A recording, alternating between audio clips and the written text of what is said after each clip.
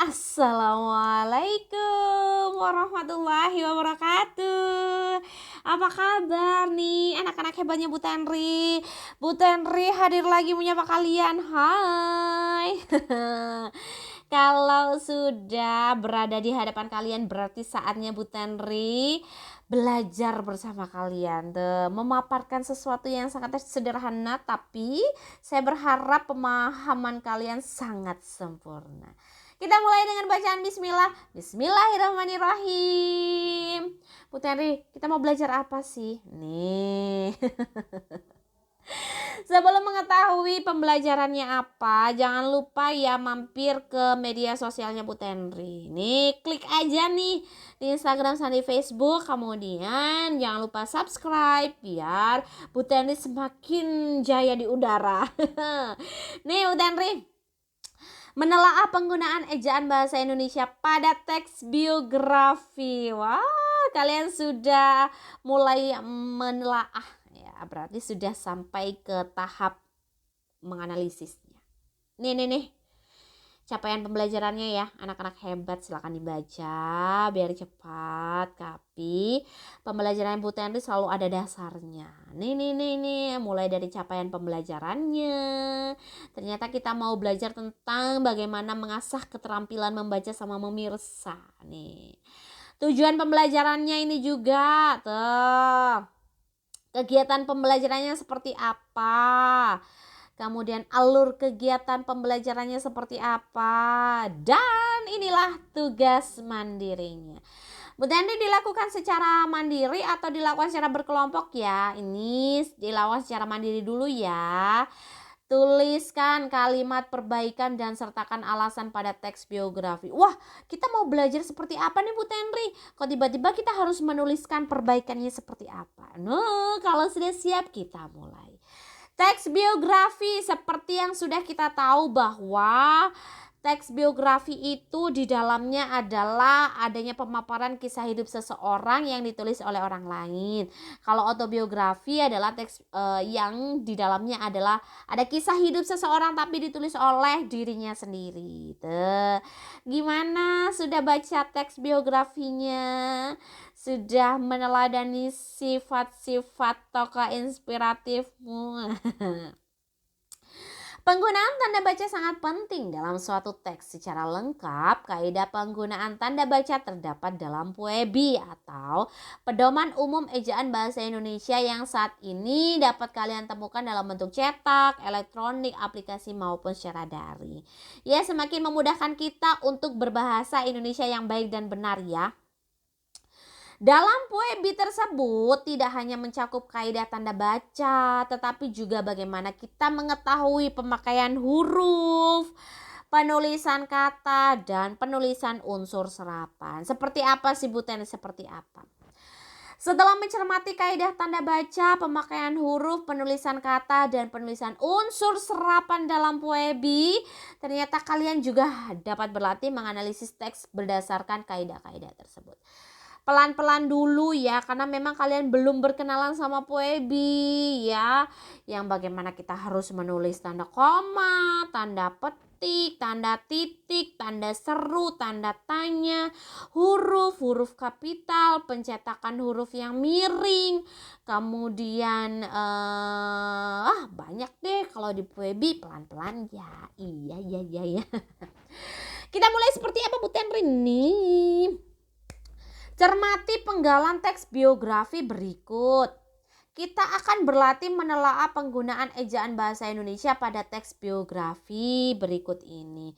Jadi nanti kalian akan disuguhi sebuah penggalan teks biografi. Nanti kalian harus menulis perbaikan dari kalimat tersebut ya.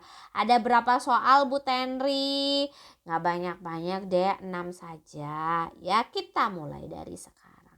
Yang nomor 1, nama Ki Hajar Dewantoro bukanlah nama pemberian orang tuanya sejak lahir.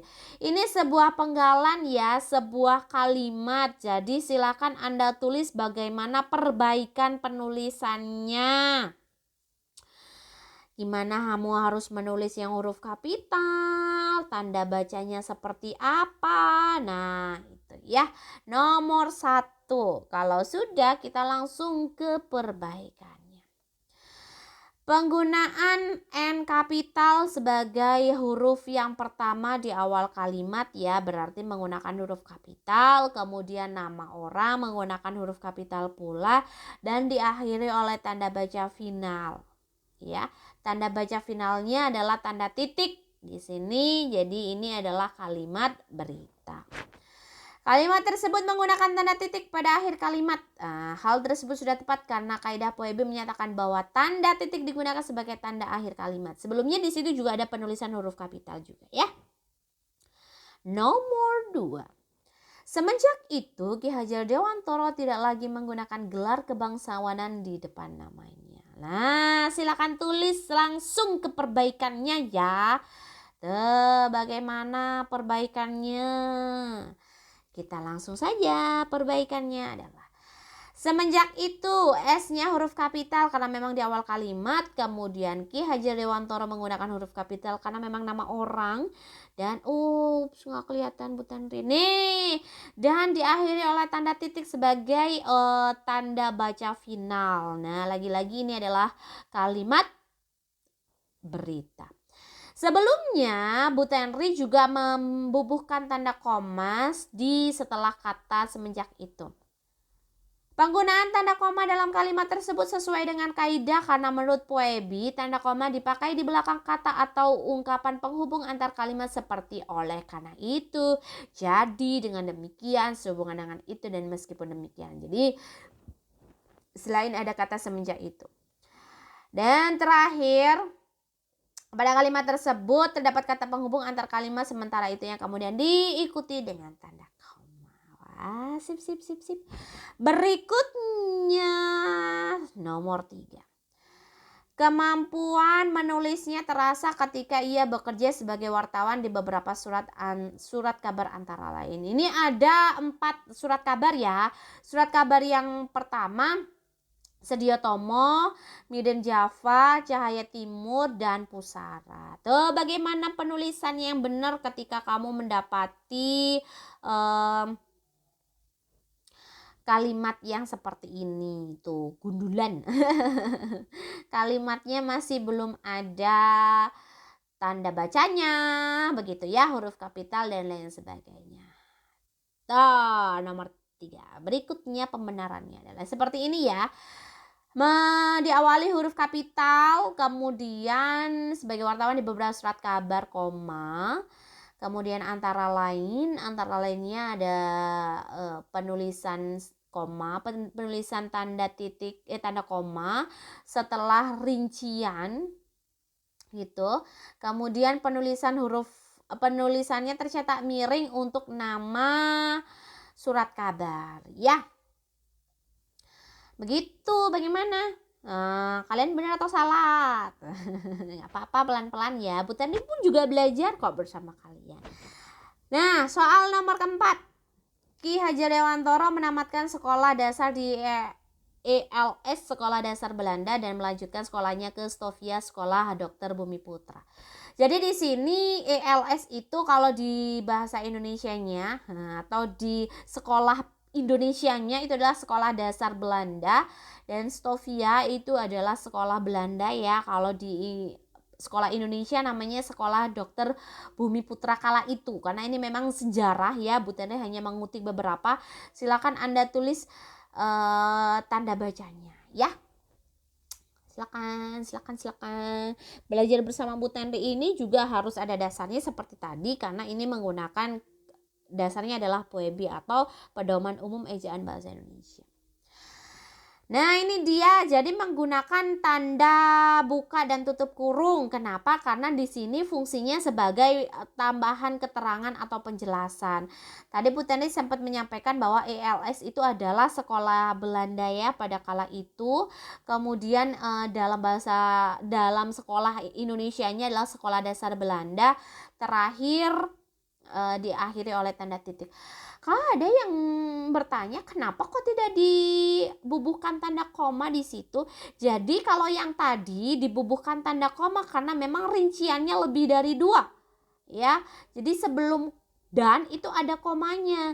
Tapi kalau hanya subjeknya ada 2 saja, sasarannya hanya 2, sebelum dannya memang tidak menggunakan tanda koma gitu. Jadi memang di sini tidak menggunakan koma karena memang hanya 2 komponen saja yang masuk dalam kalimat tersebut ya. Misalnya aku dan kamu memang tidak ada koma, tapi kalau sudah aku, kamu, dia, dan dirinya itu ada komanya karena lebih dari 2. Berikutnya nomor 5. Tulisan seandainya aku seorang Belanda dimuat dalam surat kabar De Express milik Dr. Doos Dekker. Bu, DR di sini dokter apa dokter ya, Bu Tenri? Ya kalau di sini menggunakan huruf yang D-nya kecil berarti memang dokter ya. Kalau misalnya yang dokter itu D-nya kapital. Nah, gimana, silakan lakukan perbaikannya seperti apa, karena tadi memang sudah ada penulisan surat kabar ya. Kalau penulisan surat kabar ternyata memang harus tertulis miring gitu. Tulisan petik gitu ya, seandainya aku seorang Belanda dimuat dalam surat kabar De Express dokternya titik, Doos Dekkernya diakhiri oleh tanda titik. Pada kalimat di atas terdapat 2 tanda baca, yaitu tanda petik dan tanda titik. Tanda petik pada kalimat tersebut digunakan untuk mengapit judul sebuah tulisan dari Ki Hajar Dewantara. Sebagaimana tertera dalam Puebi bahwa tanda petik digunakan untuk mengapit judul saja, lagu, film, sinetron, artikel, naskah, atau bab buku yang dipakai dalam kalimat. Selain itu, kalimat tersebut juga mengandung tanda titik. Tanda titik tertera pada 2 tempat. Pertama sebagai pemisah untuk gelar dokter yang disingkat dan tanda titik sebagai akhir kalimat. Adapun penulisan majalah menggunakan huruf yang tercetak miring. Soal terakhir untuk kegiatan hari ini.